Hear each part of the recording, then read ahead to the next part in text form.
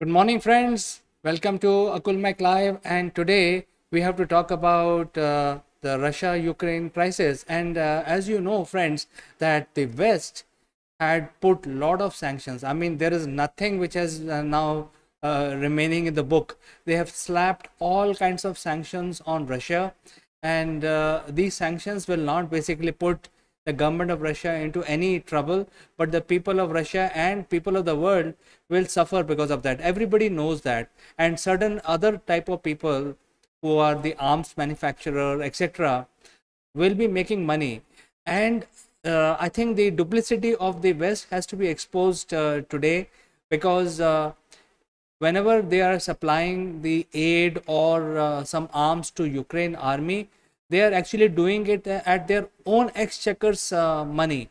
And the worst part is that in the news there is whole lot of discussion about these sanctions, and there is a lot of pressure on the world economy, and different countries are being pressurized to take sides. United Nations passing some resolution, but is it really effective? I think that is something that we need to ask. And I think few days back we came to know that the Americans themselves have increased their import from Russia by the 40%.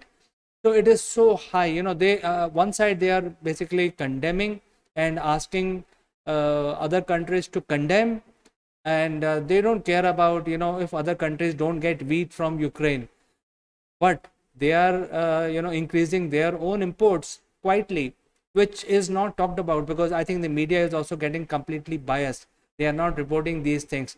But I think considering all these, when the war started, the ruble was in shambles, the Russian economy had crashed, and the Russia had imposed a emergency tax on their public in order to sustain the economy. And believe it or not, now what has happened is that their ruble has bound back to the pre-war position, considering that the business as usual continues, and the West is making a fool of everyone, including Ukrainians and everybody else in the world. They are continuing to buy from Russia, ensuring that Russian economy continues, and they actually keep making money out of this war, making money out of this crisis. So everyone is basically making money. I think this war is not about oil or anything. I think this war is about coming out of recession, because the COVID created a recession, and because of this different activities which are being imposed, and the entire world is getting united, or there are two blocks or maybe 3 to 4 blocks in the world, and they're fighting with each other and imposing sanctions, yet they are also continuing to buy things from Russia. So I think there is a lot of double standards which are visible here, and they are trying to improve their economy. I think it's not only oil. Oil drives most of the economy, but I think it's also other commodities like coal. Now we are hearing that there are European countries who are totally dependent on Russian coal. Their energy needs are fulfilled by the coal. So it's not only oil or gas or other commodities.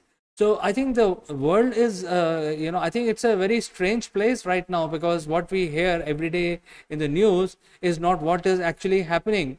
And I thought I'll talk about it today, that and also tell my viewers that the ruble has now bounced back to the pre-war levels, and there is no loss to Russia. There is absolutely no loss to Russia. And I think the latest sanction which the West has put, America especially, has put on the daughters of Putin, I think that is not required.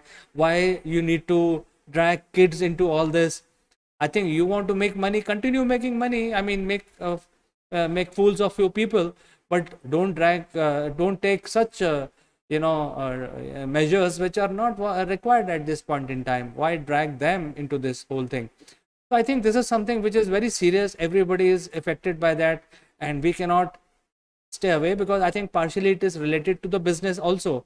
When the rubles are bouncing back to the pre-war levels, and then Russia has also said that they will collect the payment in ruble only from enemy nations.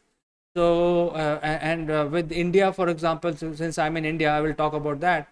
In India, there is a ruble rupee swap deal active since 2018. So, considering all that, it will have an impact on us also, where ruble is not a weak currency. It is as strong as it was in month of January and early February. So, friends, do send in your comments. Let me know what you feel, and I think this is important. I think it is affecting everybody, and I feel that your comments will be very valuable.